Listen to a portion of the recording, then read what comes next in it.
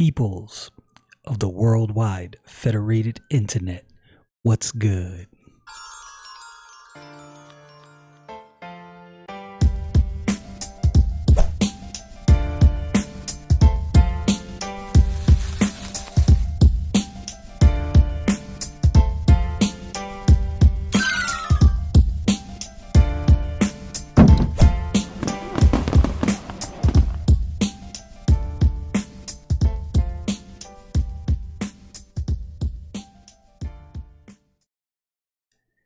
Yes, I have been busy. For those watching the podcast, as you can see, my camera quality is a lot better. No, I didn't buy a new camera. I'm a gadget geek. Sometimes us gadget geeks have gross oversights. What was my gross oversight? I have an iPhone. I can use my iPhone as a webcam. Why I didn't just do that initially instead of buying this cheap? I think the webcam I bought was like $30 or something like that. I could have saved my money and just used my iPhone. Wasn't thinking about it at the time. Gross oversight. I want to start this episode by saying I want to extend my public prayer before God to the people of Afghanistan. I pray that God would work out some situation for the people who are there that would be to their benefit. I pray that God would have mercy on that country, and I pray that God would crush the Taliban, ISIS-K, Al-Qaeda, and whatever other terrorist group is in those countries. I wanted to start out with that because I thought it would be a little insensitive to start this episode and not at least at a bare minimum go over and discuss these things, because this is something that really is very bothersome to me. I have daughters. If you watch any of the footage coming out of Afghanistan and you see the young women who are begging to be rescued, and I cannot imagine being in a hopeless and helpless situation like that. So I pray that God would come to their aid and help those people. And here's the thing. I want to say this. Sometimes we get wrapped up in the tragedies that we can see, and there are forgotten people all over the planet. Now, there's no way for me to mention every place where there's forgotten people, but I also would like God to have mercy and deliverance on the people of North Korea. You don't really hear about North Korea much, and it's not something that's really discussed heavily. The people of North Korea are suffering and have been suffering for longer than I've been alive. They've been suffering. So I pray that God would extend the same mercy to the people of North Korea. I might just start out looking up different countries where there's turmoil and people need help, and I might just start my episodes with that. I think it's more beneficial, and I definitely want God to help these people. That's my prayer. Anyway, the book of Exodus, chapter 12 and verse 31. Let's get into this. Okay. So, and he called for Moses and Aaron by night and said, "Rise up and get you forth from among my people, both ye and the children of Israel, and go serve the Lord as ye have said." Here's the thing about Pharaoh finally breaking down. If you can even say he's really breaking down, is this manipulation?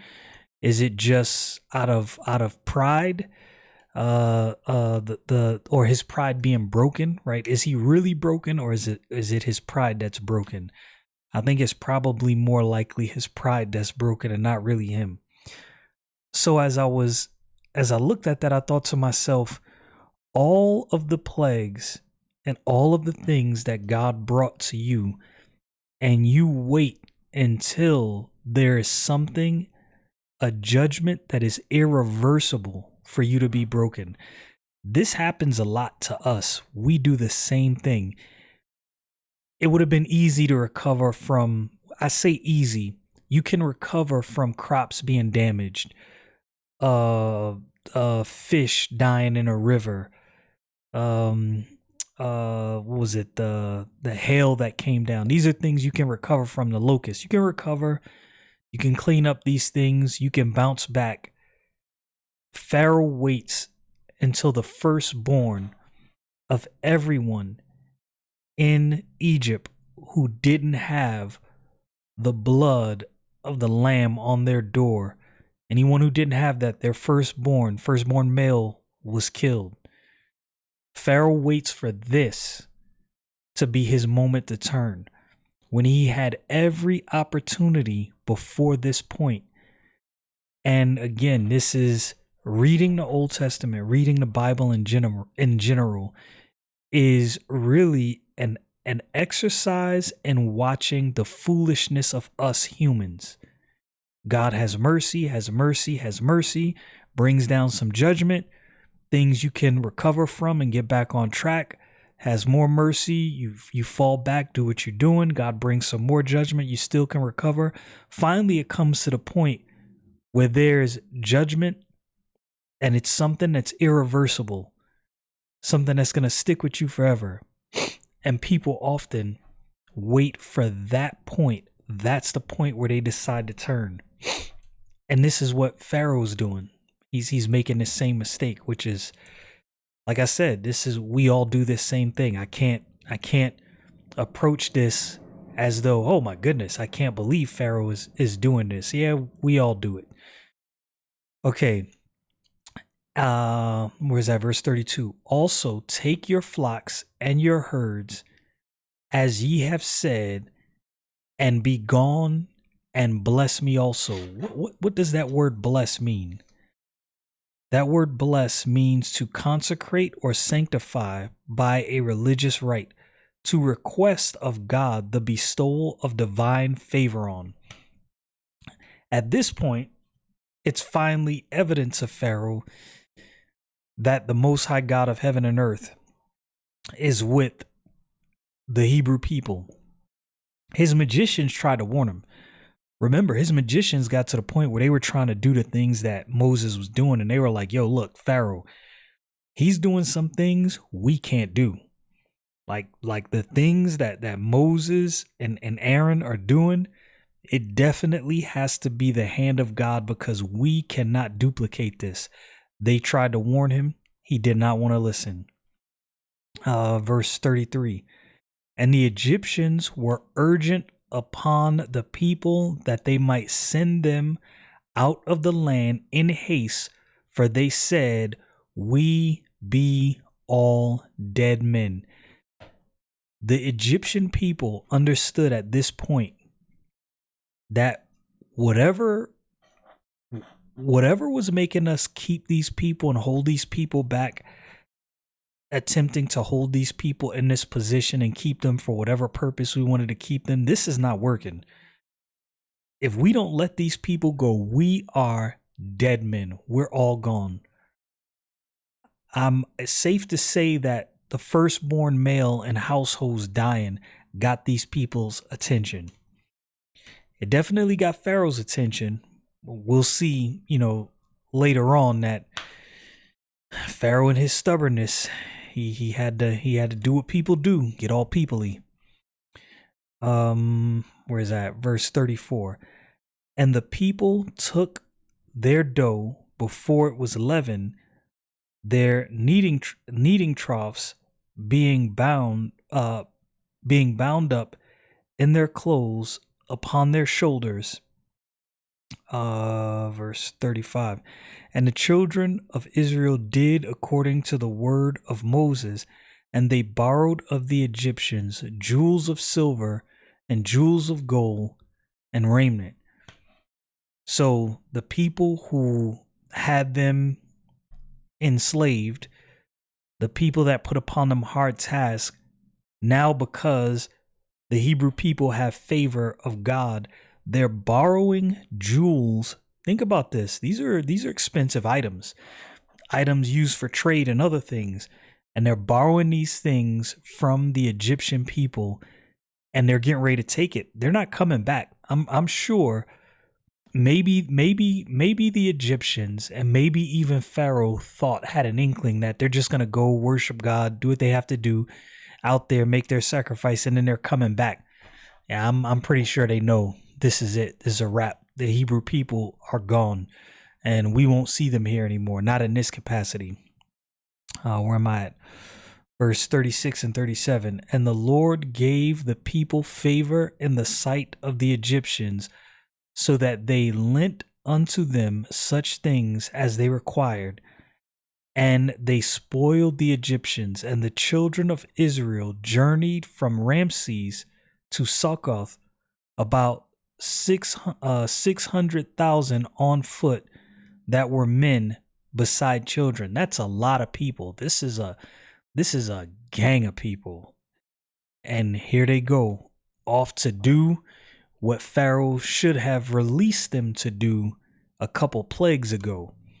And the favor with God, I think the favor with God that the Hebrew people have, this is why Pharaoh said to requested Moses to bless him.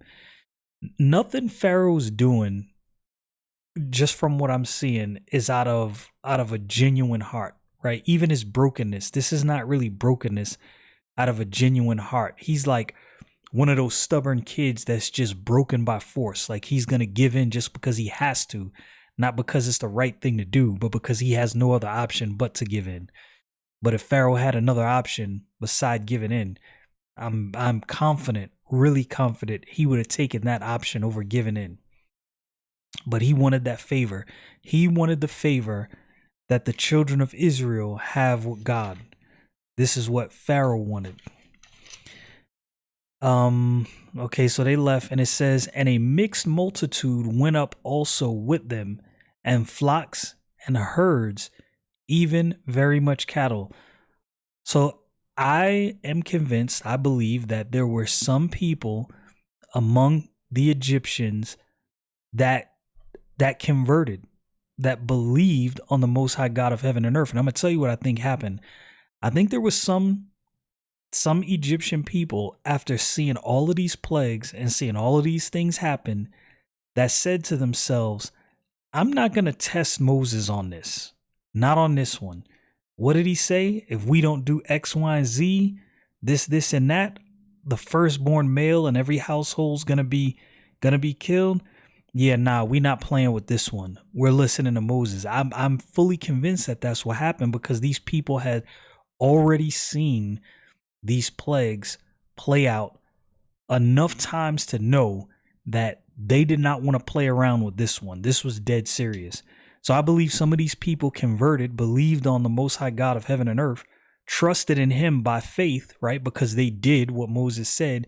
And now they're not just leaving with the cattle, and not just, and imagine a slap in the face to Pharaoh. Now think about that. They got jewels and all this stuff that they borrowed from the Egyptian people that they're taking out with them. They got all their cattle. They got all their men, women, children, everything. A lot of people. And they're taking some of the Egyptian people with them. Probably Egyptian and some others mixed in that crowd that had settled in the land. But definitely some of the Egyptians. Definitely slapping the face of Pharaoh.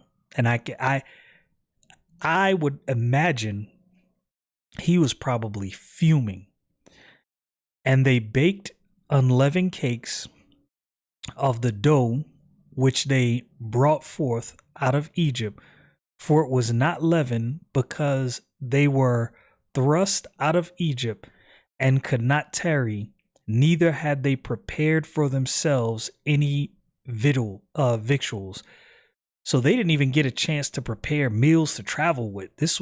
Pharaoh was like, yo, get your stuff, get up out of here. I don't want to see you go. Do whatever you got to do with your God. Verse 40. Now the sojourning of the children of Israel who dwelt in Egypt was 430 years.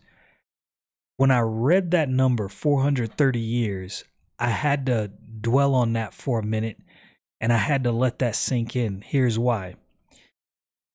This 430 years, they weren't slaves the whole time, but they were slaves the majority of that time. And the Egyptians put hard task on them. This was not easy slavery, right? I would imagine that at some point, some of these people probably wanted to give up. Some people died and never got to see this deliverance. Nonetheless, these people are being delivered. And I wonder how many people thought to themselves, if God didn't deliver us by now, it's probably never going to happen. Just because that's how, it's human nature. That's how we think. If it didn't happen, it's probably not going to happen. But God, true to his word, delivers the children of Israel out of bondage, out of the land of Egypt, and sends them off to go to the land that he promised them, a land that flows with milk and honey. And we know, or if you have read this account, you know how this is going to play out. For those who've never read the account, stay tuned. It's about to get interesting. Y'all know what it is. Stay frosty, people.